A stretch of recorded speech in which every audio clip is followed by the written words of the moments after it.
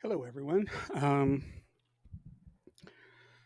No media things this time around. I'm just going to do some general talking. I've been actually watching a lot of comedy, comedians, stand up, that kind of thing.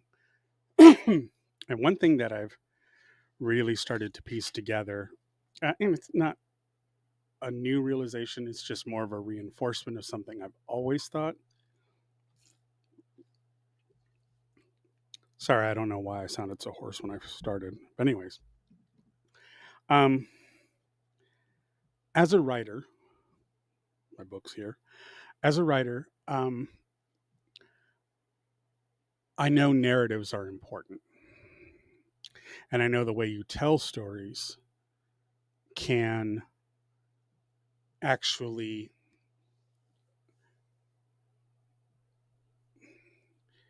they can affect how people feel about them. Case in point, Eric Stoltz was the first actor to be cast in Back to the Future. And there are clips of him playing the scene with his father in the soda shop. And it's vastly different from how Michael J. Fox ended up playing it. And part of it was that Eric saw the character in a slightly more serious tone, and it wasn't quite gelling. And I don't remember if he left the production or if they let him go and said it just isn't working out. And the dailies they saw, they just weren't happy with it. But it was clear that the narrative wasn't working as the director and the producers had envisioned, thus, a recast. And that's just one way narratives are affected by the context in which they're offered. And we've had a lot of problem with that lately. The latest Riyadh Comedy Festival is just highlighting another facet of it. There's also the Elephant Graveyard's expose on the whole Austin comedy scene with the very problematic and highly mentally ill Joe Rogan. I think that man has just lost his fucking marbles. He's done one too many testosterone shots, allegedly. Um, yeah, you notice I put the disclaimer down here now. These are all my own thoughts. They're not necessarily Vance's, and they're not necessarily that I wrote, but Vance is giving me the space to come on and talk about things that I think are relevant and important. So, narratives matter. And, I said on one of my previous broadcasts, that words do have power, but nobody finishes the sentence.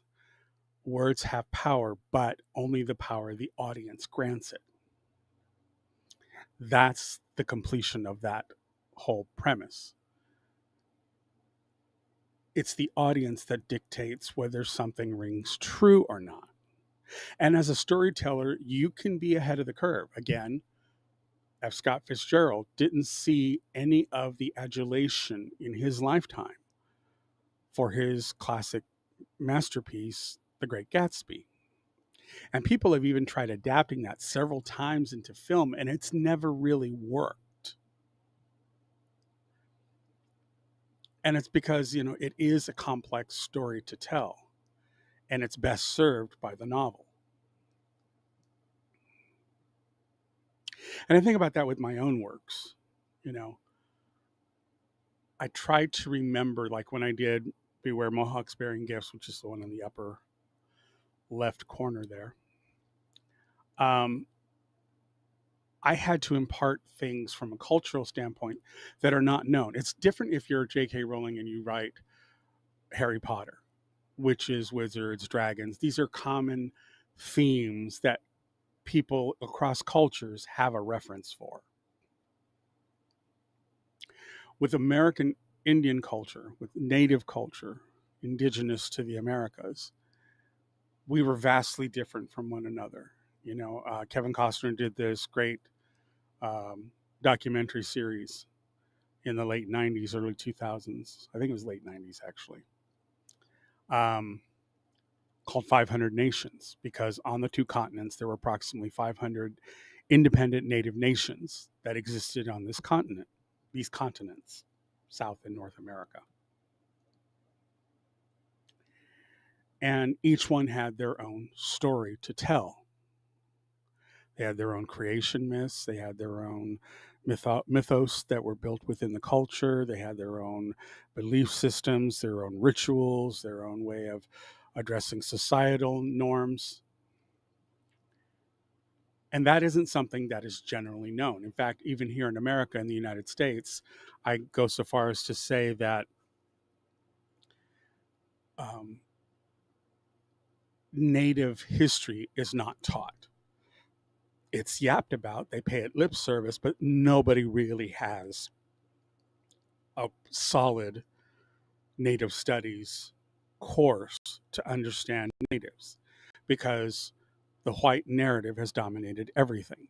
So anybody of color, even the indigenous peoples here, of which I'm from that community, even the indigenous peoples here don't rank high enough to be taught seriously as part of US history, even though we are the precursor to it. You know, unless you live in Ohio, you're not going to know about Cahokia or the mounds that are in Ohio.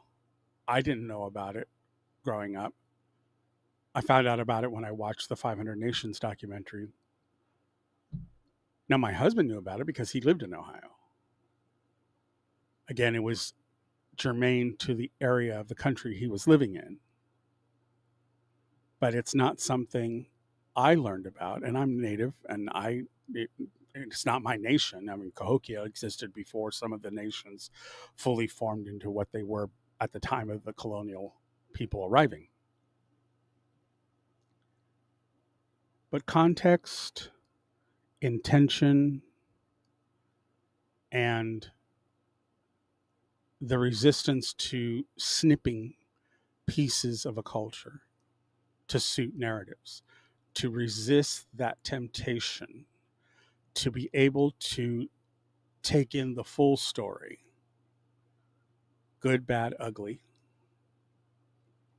and to distill it, to understand it, to mental floss it, to work through it, to gain a fuller understanding. I mean, this is one of the reasons, like I said, I watch my Black queer brothers and sisters podcasts and channels, because I want to know what's going on in their world. You know, they're queer people like me. I want to know, what are they struggling with? Because if it's happening to them, child, it can come my way. Okay. Same thing with the Asians. You know, I want to know what these other parts of our queer community are going through, because it's important. And as queer people, I think that we should definitely be doing more of that. Save the reads, save the shade for those who are against us. And believe me, there are many who are against us now. We are back to what it felt like in the 70s when I was coming up. We're there again.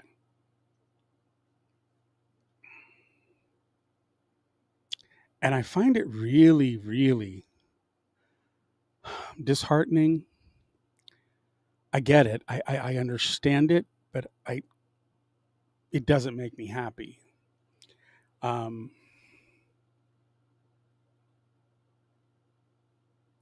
It doesn't make me happy because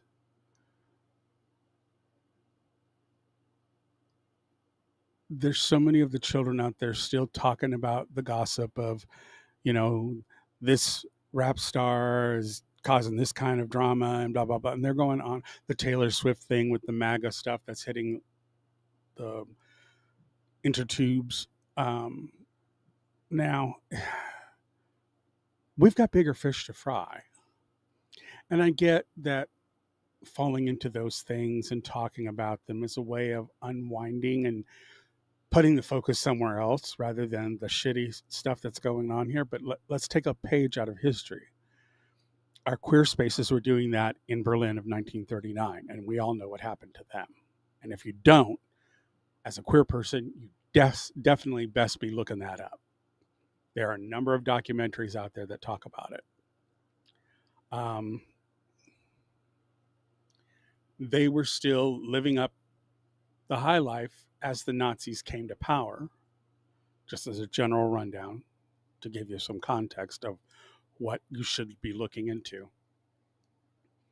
And it wasn't until the Nazis really started to move forward in 1939 that they started to close down, raid, and haul off the queer people to the concentration camps to use as slave labor of disposing of the bodies of the Jews.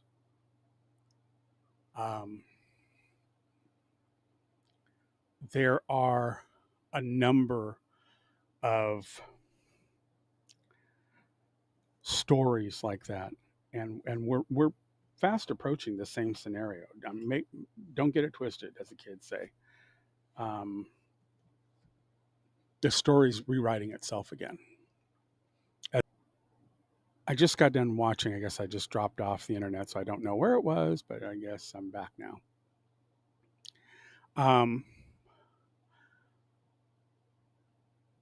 I don't know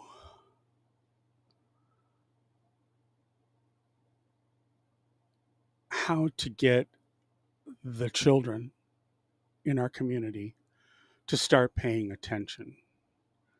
They're still focused, and and this is part of the game that the assholes in power right now are playing.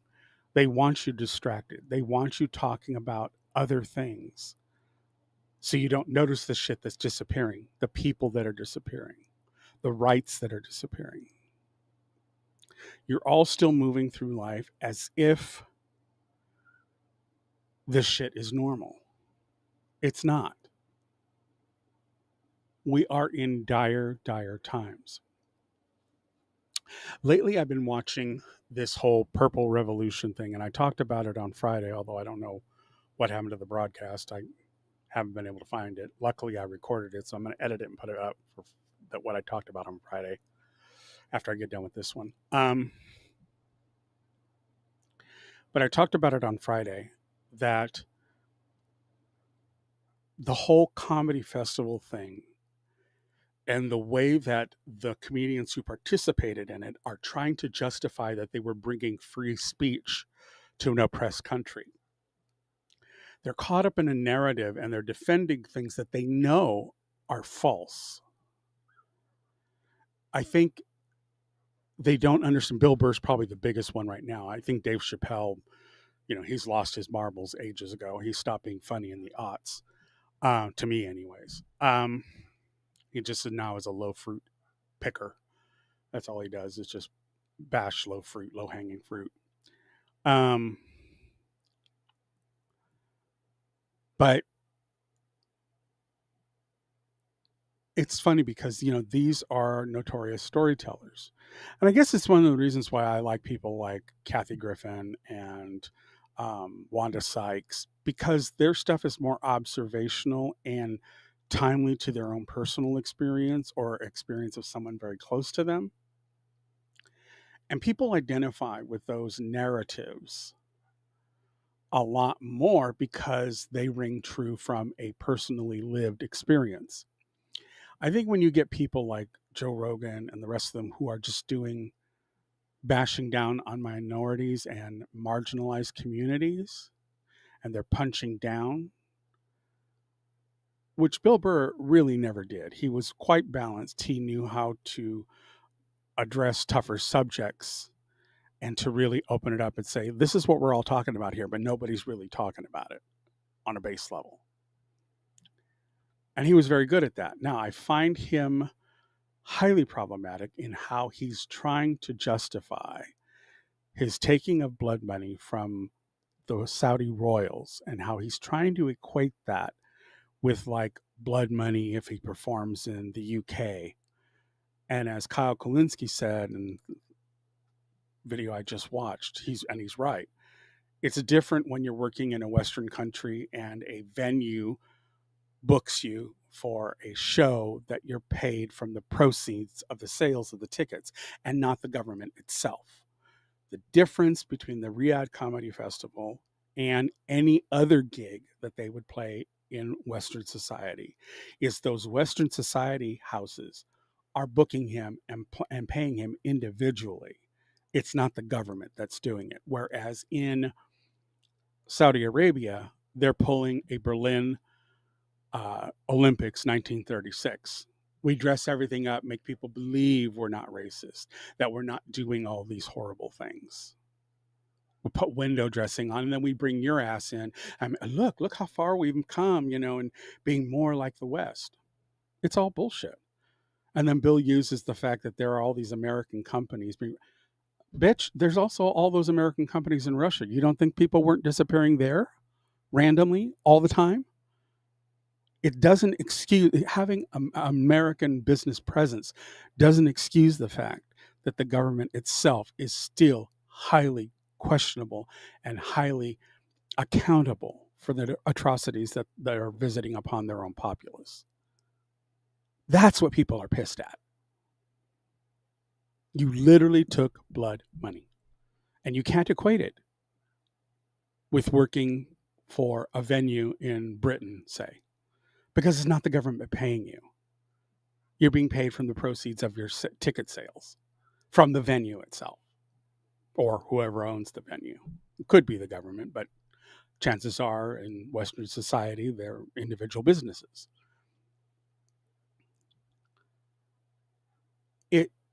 The level of trying to rewrite narratives in order to make them feel better about themselves when they know deep down inside their own argument.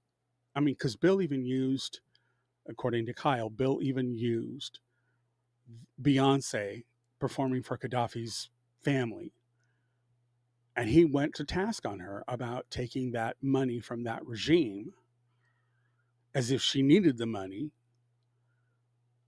And he landblasted her for it. And then, yet, he can't hold himself to the same bar because he did the same fucking thing, just with a different royal family, with a different leader. It's not the same. It's the same thing, Bill, but it's not the same thing as booking a venue in Manchester, in England, or in Berlin, in today's Germany. Not the same thing. Not remotely. And I'm sorry, Bill, but if everyone is saying this about you and there is not one positive comment amongst your fans, it's not the fans, babe, it's you. And I can't believe his wife hasn't taken him to task over this. The way he's represented her in every discussion and every show that he's ever done, she seems to be the voice of reason in that arrangement. Girl, why aren't you holding your man to that same accountable level? Was the money too good? What's going on there? What kind of conversations happening there? And yes, I'm not necessarily saying I need to know the intimate details of their relationship. I'm not, but I'm suspecting, being married myself for now 31 years, that there would be some discussion being had. But hey, maybe the money was good enough. And Kyle even says it directly. He says, if he had simply copped to it and said, yeah, it wasn't ideal. There were things that I was censored from saying. I couldn't talk about religion at large, and I could not talk about the royal family. But other than that, I can talk about whatever I want. It doesn't matter if you've kicked the ball hundreds of yards down the road to a freer society. You're still the window dressing, making it seem like they've already gotten there when there is so much more work to be done. Next, I'm going to move on to, and it's still in the same subject. It's still dealing with narratives, with storytelling. But I've been watching Cult College, The Knitting Lady, uh, Permaculture, Park Rose Permaculture. Been watching these ladies have this long conversation about Brian Murphy, who has wanted to start this purple revolution, the red and blue side coming together, making purple, and how we need to get everyone to come together And evidently he's done a backtracking of some of his positions, and both Cult College and some of the others who were working with him said they are disappointed in some of the things he's saying recently. And for clarity's sake, for those who don't know, Brian Murphy is an ex-vet. He is a veteran. He has gotten to the point where he's really trying to deconstruct his journey as a Trump supporter, as a MAGA follower, blah blah blah blah blah. And Cult College makes the case that the left, people on the left, people who voted democratically, people who fought for Kamala Harris, if anything, just to keep Trump out of office, that they're taking him to task for finally seeing the light, and that how that doesn't help the cause. And I hear that. I agree with it on principle. However, you're dealing with messy humans. And by your own acknowledgement that the process, and Park Rose Permaculture, same, she says the same thing, the untangling of a cult like scenario from and the weeding out that you have to do to remove that ilk from your thinking is a very messy and painful process. And then to have people who are already there jump on them and say, well, about fucking time. What the fuck were you thinking? Yeah. He needs to acknowledge, he can't run away from that. People are pissed. And it wasn't like we didn't tell them.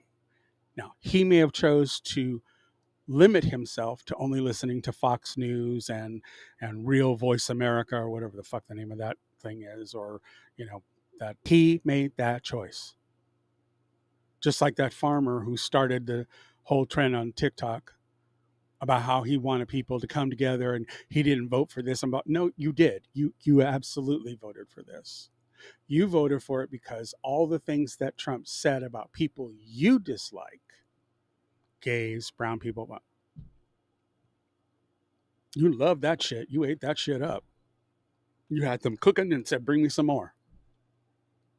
Not realizing that your own ass was in the list as a farmer. And now he's thinking of bailing your asses out again. So what will you have learned? Nothing. You're still going to vote the same way. And don't think we don't see that. Don't think we haven't already figured out that that's the outcome, because we know it is. So narratives matter. And the order of a narrative matters. I can give someone, I tried to take a page out of my dad's book. My dad was the type of person that he didn't care what your past was, in so much as where you are now. And I tried to be like that, to be as accepting as my father was. Now, he would be accepting and would embrace you, would talk to you. He was a very, very engaging human being. I learned a lot from my father. But he also would slam you down hard if you fucked it up, because he gave you the olive branch, the extended hand, the welcome home kind of presence of mind. And then if you took it upon yourself to do something really shitty when you've had discussions about that shitty thing, and you still chose to do it, yeah, he'd be after your ass. Now, for myself, I want to give people like that. Now, and let me be perfectly clear. There are family members on my father's side who are solid maggots. And I know that. And these are people I grew up seeing, they're my cousins, my aunts, my uncles. And I know they're very problematic. They're still family. I get it. But I don't have to be around that. And it's clear in my conversations with them that their lack of any kind of reasoned intelligence is very limited. So they live in echo chambers. They use echo chambers to substantiate their own narrative, their own beliefs. And remember, beliefs operate in the vacuum of no knowledge. They're taking leaps of faith. I believe this. That is faith. That means you do not know. You are taking a leap of faith. You have no knowledge. You cannot speak with absolute truth because you're not informed. You don't have any knowledge. That's what a leap of faith is. That's what believing is. I try never to use those words when I'm talking about stuff. I will say, I think. Why? Because that's what I'm doing. I'm using the lump 3 feet above my ass. I reason through, which is why I can see someone like Brian Murphy struggle, because you can have, even on the left, you can have people that are very pro democracy, pro all this stuff, and they can still be misogynistic. They can still be homophobic. It's not a right or left thing. It is a cultural thing that is extended through predominantly white society, which is why they were so upset about critical race theory. Why? Because it criticizes their race. But who else was going to be the focus of that? Because they're the ones who've held the narrative for so long. They were the gatekeepers of media since multimedia became its inception back in the 20s with the silent movie era. All white men raced to be the leaders of those production houses. They controlled the narrative. And when the narrative started to get out of their hands, what did they do? They slapped together the Hays Code to put a censorship guardrails on what could or could not be produced. And they tasked, with the Hays Code, they tasked the white men in charge of these studios to police themselves, with the threat being if they didn't, real laws were going to be enacted. Okay? And straight white men, I got to tell you, some of the frailest snowflakes out there. They are afraid of their own goddamn shadow, by and large. And all the bravado, all the bluster, all the gun toting only underscores that more. That's not a show of strength. That's real weakness in action. And unfortunately, they'll never be convinced of that. I've come to realize that a lot of straight men feel very lost in the society. And it's not masculinity in and of itself that's toxic. What's toxic are those traits in masculinity that are no longer required. But these men desperately hold on to them because they don't know what else to do. I think the male loneliness epidemic is a big cause of this. I think the red pilling with the Andrew Tates and all these other disgusting, Wes Watson, all these disgusting people that are out there trying to educate young men. Jack Doherty, another fucking idiot.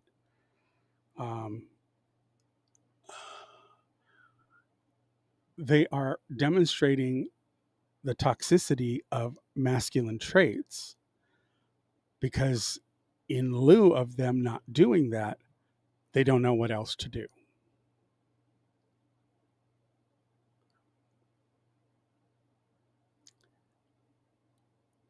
What women find that I've seen, women find in men that is most attractive is someone who is intelligent, has an emotional intelligence that equates the number of years that are on this planet, so that they've learned and absorbed and worked through emotive responses or emotions they've had in order to better themselves to being a better man. They want someone who has some goals, who takes care of themselves, because if they can take care of themselves and keep a clean house and all that stuff, women see that as a plus, because it means when they have hold a house together with them, this is someone who is going to be a partner for life. That's the intent. But men, it doesn't mean that men can't be in construction, because God knows if we didn't have men in construction, nothing would get built. There aren't like these huge all female Amazon construction companies with Amazon you know architects. It's not a woman led industry. It's 90% of it's men. I would go so far as to say 98% of it's men. Okay. Men know how to build. That's what we do best. We're just wired for it. Okay. And I can get how men who go into that field feel a sense of accomplishment, because everything they've worked on, you can see it's there, it's physical. And of course, there's a certain sense of pride in the quality of work that they do. Now, there have been some discussions as of late that certain construction companies are cutting a lot of corners and there's not so much attention to detail like there used to be. So maybe that pride has been resting on its laurels a little too much.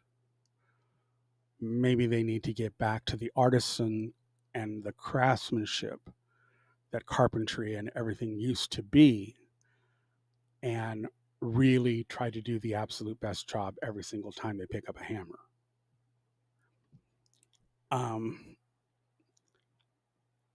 And that's not saying that the construction guys are at fault. It could be a lot of the management, the foreman, who just wants to race through, get shit built.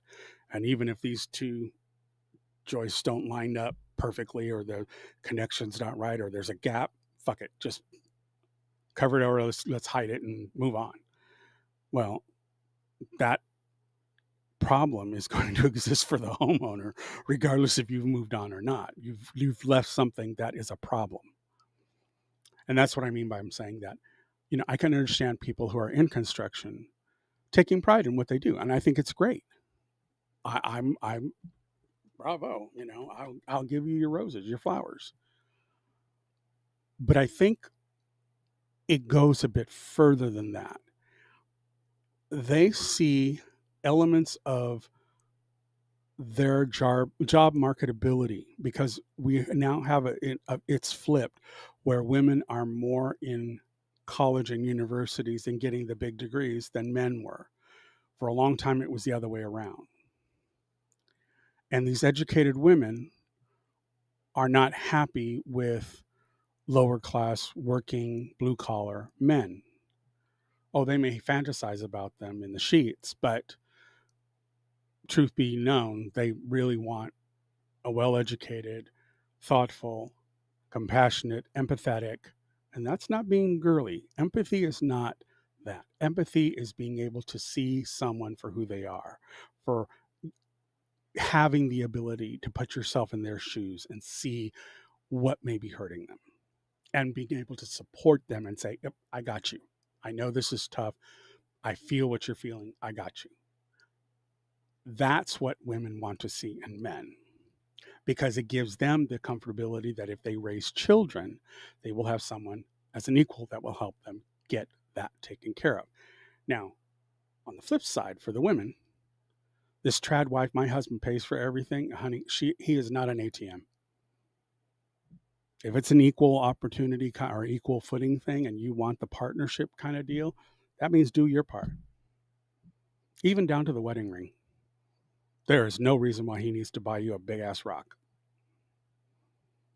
You are paying blood money when you buy those big diamonds, because people have died. Think. Nobody cares that you have the newest car with all the bells and whistles. Nobody cares. You dumb bitches need to stop acting as if it's a shopping spree every time you wake up. And I'm not saying all women, so if you don't do this, I'm not talking to you. But you know who you are. Why? Because you're in tons of credit card debt. So you know I'm talking about you. And don't look to men to bail you out. That's your business. Fix it. And boys, this isn't taking you off the chain either. Do you really need that massive truck just to go into the office every day in a suit and tie? Does that still make you feel like a man? If that's the case, you really need to be questioning your life choices. Nobody needs a $100,000 pickup truck. Nobody. And these prices are outrageous. And they're built with, obsolescence built into the actual vehicle. Everything is software driven now. You now have to have mechanics who are computer educated and software educated, because it's no longer strictly an internal combustion engine. Even those ICE vehicles have a lot of computer elements and computer chips that are driving things. Becoming a mechanic now is far more difficult than it ever was. You can't just buy a car and think, oh, I'll fix it myself. Since the high 2010s, 2015 forward, that's becoming a thing of the past.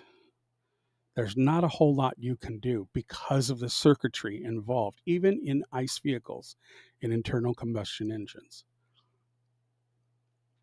We're in a different world. Also, the narratives we put forth on social media, we all know to this point, it's not a thing. It's not everything that everybody puts on the internet is not really themselves. It's something you want people to know, which means it's filtered, which means it's been curated. And I think we've gotten to a point where, yeah, I don't need to know you had a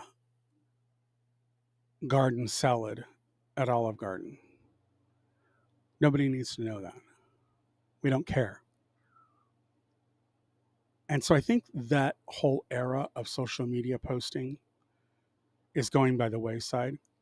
I also think the children need to, and this is a narration thing, all of this is story driven, all of this is narrative driven. You children out there need to stop fucking posting you're being laid off from a job, you're being fired from a job, and then go about just berating the company that let you go or fired you because of X, Y, and Z that you think blah, blah, blah. No, bitch, you got fired for a reason, and you're the reason. That's how it works. You a hoe, you're on the clock. We're all whores for one reason or another. We all sell our time for one reason or another. Okay? So you need to get over yourself. You ain't that special, which is why I don't have problems with sex workers, because, honey, I'm just as much a hoe as they are. We just do different jobs. But we all doing it for the cash, for the bag. So just know that once you get that in your head, that we all hookers, we all working for the money, doing what we can to keep a roof over our heads. Yeah, that brings the celebrity influencer status down quite a bit. And 90% of them bitches out there, and I mean that men as well as women, influencers, are faking their asses. You can buy printed money, make it look like the real thing. I don't mean you got it. And we all know those stories. So don't raise your hand like, oh, what?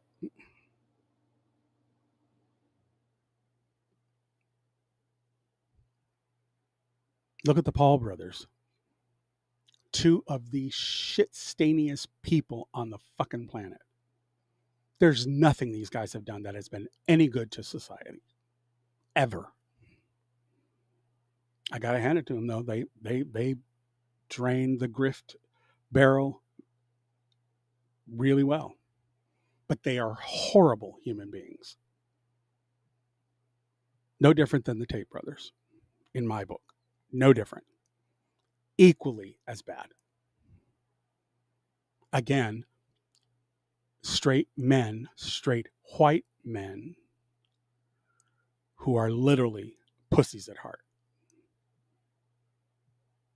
They have no backbone. It's all bravado.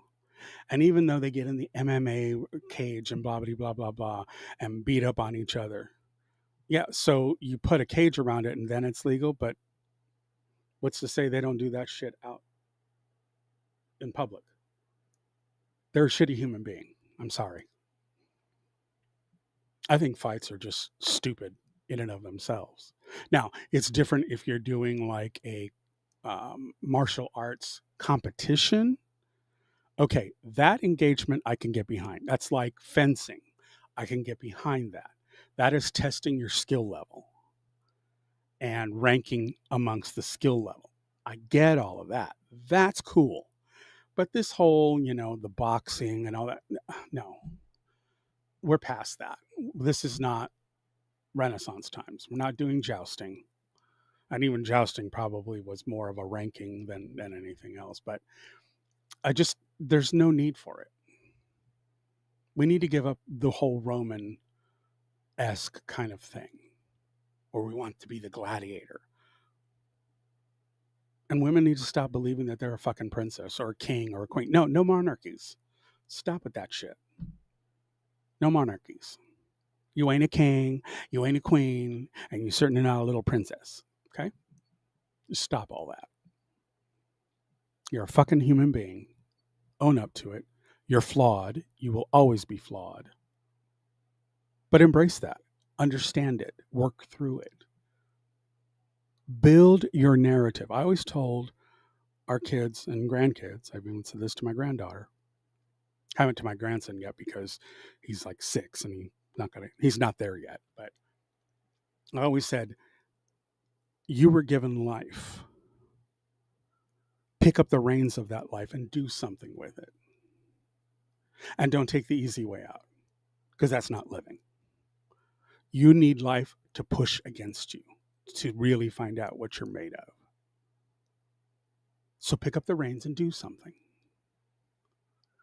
And I've told my granddaughter this. I told my kids this. I said, I don't care who you love, how you identify, as long as you're not hurting anyone and nobody is hurting you.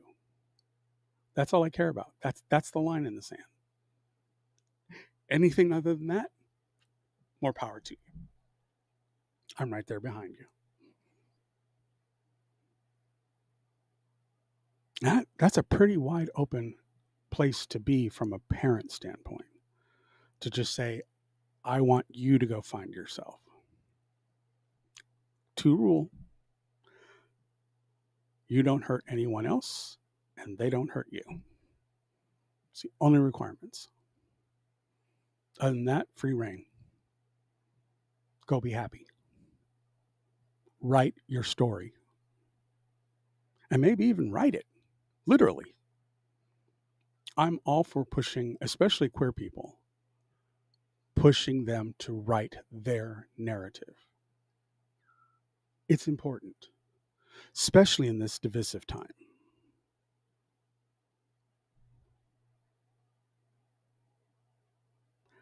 I find it, this whole period of time, we're living in a yellow journalism society where people are not speaking the truth. They are doing performative authenticity. I mean, what you get with me here, if you knocked on my door right now, I'd be the same way as I am right now. This is not performative. I can perform. I'm a trained actor. I'm a professionally trained actor. I was paid to do it. I worked in opera. I've been on stage in front of thousands of people. I can do that.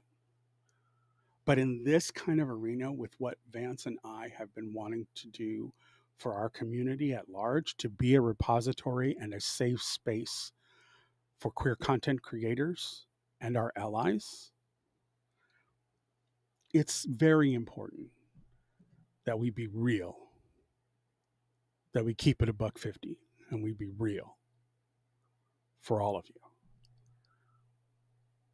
So if you should ever run into either Vance, myself, or even Albert down in Mexico, just know that what we do here is how we really are.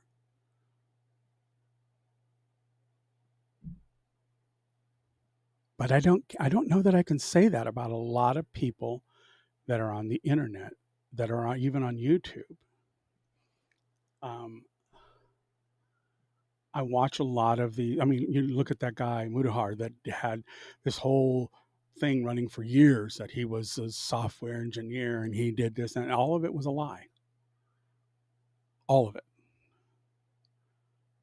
Yeah, I watch a lot of tangent channels that have barely anything in common with each other.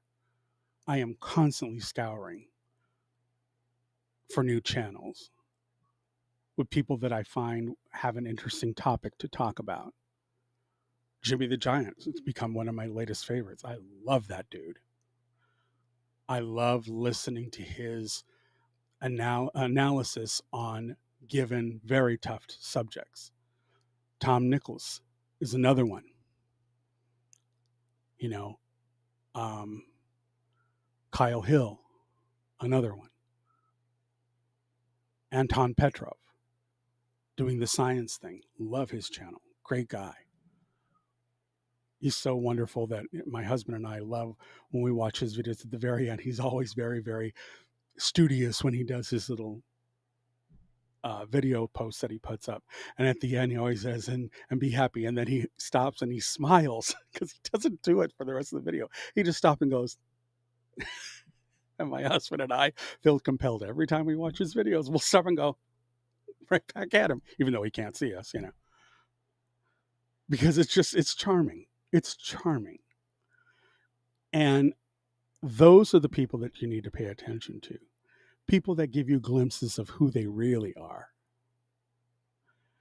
And it's one thing to do a documentary style channel, much like Patrick Cece, who is talking about a subject they research and they're presenting the findings to you. And to do it in sort of a journalistic way. I get that. That is authentic because of the genre of what they're presenting brings to you. So I'm not talking about channels like that. One of the things I respect about Hassan Piker is that Hassan is Hassan. That's just the way he is. And I can respect that. I can work with that. What I can't work with are people like Tim Pool and some of the other bozos on the right who they didn't believe half the shit that they're saying. But they're paid highly to do it. Which is why I had no problem with Tyler Cohen and the whole chorus thing with people on the left doing it. I'm like, fine, bring it on. I'm reasoned enough to know when I'm hearing propaganda. I can sort that out. I watch enough news and journalists from around the world, literally from around the world. I don't just consume American media. In fact, by and large, I avoid it. There's very little that I'll watch in American media when it comes to news. As of late, I'm down to Rachel Maddow and Chris Hayes. Those are the two standbys that I watch. Ever since Mehdi got fired, I watched Zateo. I am a huge Mehdi Hassan fan. I would fangirl over that guy like Japanese girls do at K-pop stars, just because I think he's so fucking brilliant and he's so focused on what he's doing. I admire someone with that kind of intensity. And he has a lot of fun doing it. You can see there's an element of joy in the work he's doing. And now he's free to do it the way he wants to. I'm here. Sign me up. I pay for that shit. I'm a supporter. The I've had it ladies. Totally down with them. That's authenticity in journalism I can live with. And I'm reason enough to know that now CBS is completely compromised with Barry Weiss in charge of it. Who the fuck is she? She wasn't even that great of a journalist to begin with, and you're going to put her ahead of the news program? What kind of fucked up pro-Israel bullshit is that stuff. And I'm not anti-Semitic. And by the way, just to clarify, Palestinian people are Semitic too. So you can be pro-Palestine and not be anti-Semitic because Palestinians are Semitic. Just putting it out there. Really understand what's in play. Don't just buy the narrative that the Israelites are pushing. And in my opinion, whatever great credit they had in enduring the Holocaust, they have completely written off with this Netanyahu asshole and the genocide he's pulled on the Palestinians. I'm sorry. You've washed that whole thing of World War II clean. You blew it out of the water. You are no different than the Nazis. And I'm not saying all the Israelis were behind it. A lot of them weren't. There were protests. I saw them. I get it. But where are those protests now? Where is the pushback against Netanyahu now? And now that it's coming to a close, what's going to be the discussion going forward? I'll guarantee you, because Jared Kushner was involved with it, we're going to see some resort-style living in the Gaza Strip. Mark my words. This ain't over. We're in the eye of the storm. It's going to pick up again. May not be next year, may not be the year after, but it's going to happen again. Because the United States, Great Britain, and the United Nations started this by putting Israel and taking land away from the Palestinians in Palestine to create this monster. They forced this situation after World War II. The blood is on our hands as much as it is for the Israelis. So just be aware of that. There's a larger script at play here. You're just focused on what's been going on for the last couple of years. That narrative has been going on since the late 40s. Don't get it twisted. Do your work. And don't even take people like me for granted. I've pointed out things that I know, but it's time for you to go look it up and find trusted sources as neutral as you can possibly find. If they are funded by the Israeli government, that's not neutral. Don't just accept it because it's in a pretty package and looks like a very well laid out document that, oh, these people must know what they're doing. No, bitch, you can buy templates and put your shit up in it and make it look nice and pretty, but still be the most bone-ass stupid stuff that you've put down on paper, digital or otherwise. You need to do the work.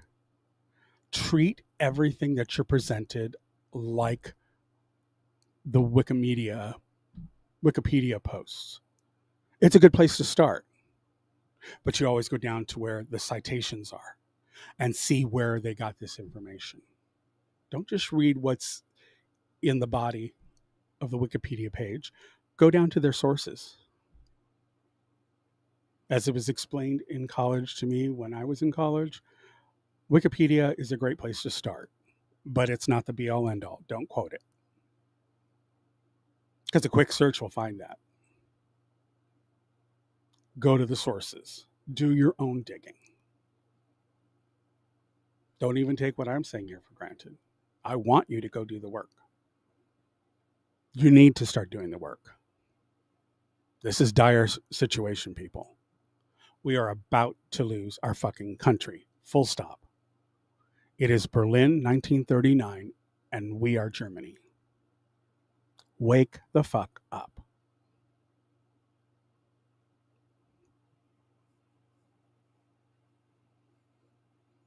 I think that's where I'm going to stop today. I know it's only been an hour, about an hour. But I wanted to have this discussion about narratives, storytelling. And I know I'm touched on different parts of that. With comedy, really listen to what some of these comedians are saying. And then ask yourself, where is that coming from? Because comedy is supposed to make you think. Isn't that funny? Most people don't really realize it. They think, oh, that was a funny joke. Yeah, it's funny because you recognize the truth in some part of it, and the irony hits you and makes you laugh. Therefore, there's something to work through there. And always, always, always remember, comedy is born from pain and trauma. All of these comedians have a shit ton of trauma in their life. Trust me, they all do, in some way, shape, or form.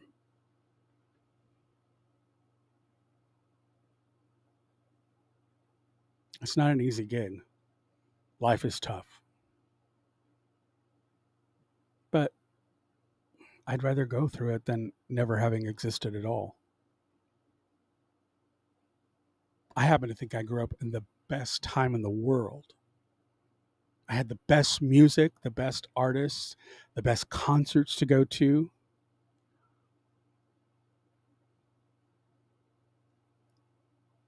Where real musicians fucking rewrote the book every time they released an album. When it was exciting because you didn't know what the next album was going to be like. I mean, Heart, for one of their albums, went from, doing, classic hard rock, and then they switched it up and did Little Queen, which had fucking mandolins and shit, and it was very, very Renaissance looking. And that's the kind of thing that I grew up with. I grew up with artists who really wanted to switch it up. They'd give you something and you really bit into it and you really enjoyed it, and you enjoyed the stories they were telling. They had concept albums that were full-fledged stories that they told musically. And I'm sorry, but rap hasn't been good since the 90s. At least back then it meant something. Now it's just a lot of over sexualized hoochie mama kind of bullshit, and I'm just over it. I'm over it. I can understand why Eminem killed the real Slim Shady. I get it. And if that motherfucker's doing that, then you need to be questioning who you're listening to now, because he's by far one of the most prolific that ever was.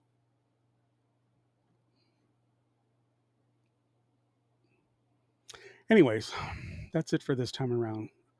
I know it was only an hour, and the reason why I was a little late coming in was because I was watching Kyle Kulinski talk about my TVs right here. I was watching Kyle Kulinski talk about the whole Bill Burr thing, and I wanted to finish watching it before I came on here to talk about narratives and storytelling and the importance of context, the importance of intent. Really, really, really try to understand the intent of the artist. And don't take it out of context to fit a narrative you find appealing. If there are songs an artist does and you're not too fond of them, try to sort out why you're not fond of them. Maybe there's something you need to work on in there. Maybe not.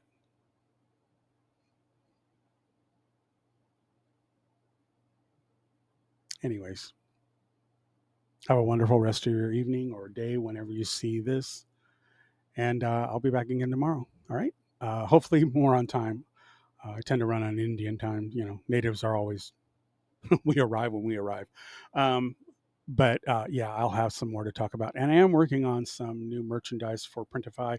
We don't have the shop up yet, but it will be coming very shortly. I've got a bunch of designs I need to move over to there and get that rolling before we turn on the Printify web shop and then link it to our channel. Definitely help us out financially if you can. There are costs involved with doing all of this, and they've been coming out of mine and Vance's pockets for the last 10 years on a weekly basis for our productions.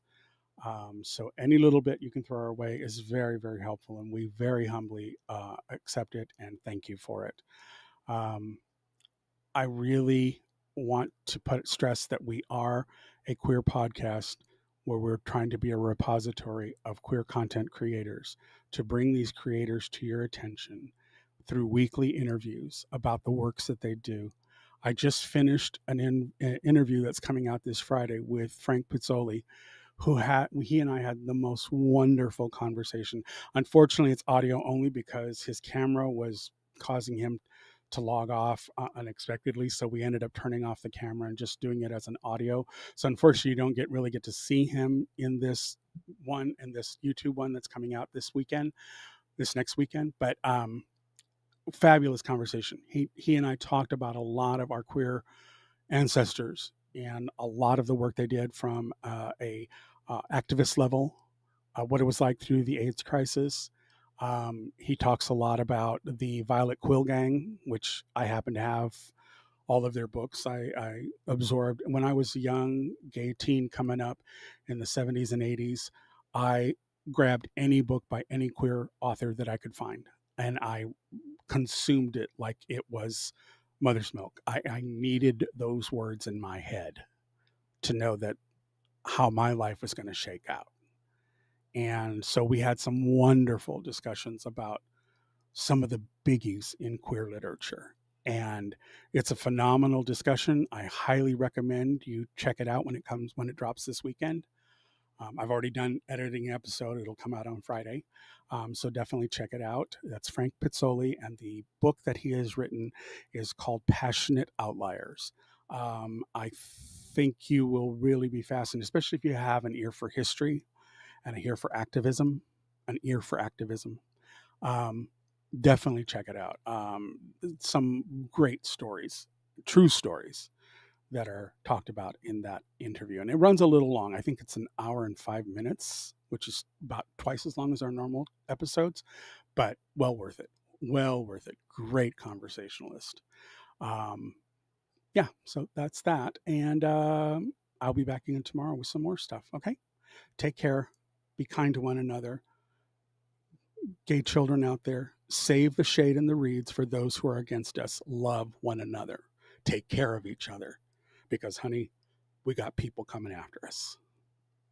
Mark my words. So we need to do better. Do better. All right? All right. Take care. Talk to you soon.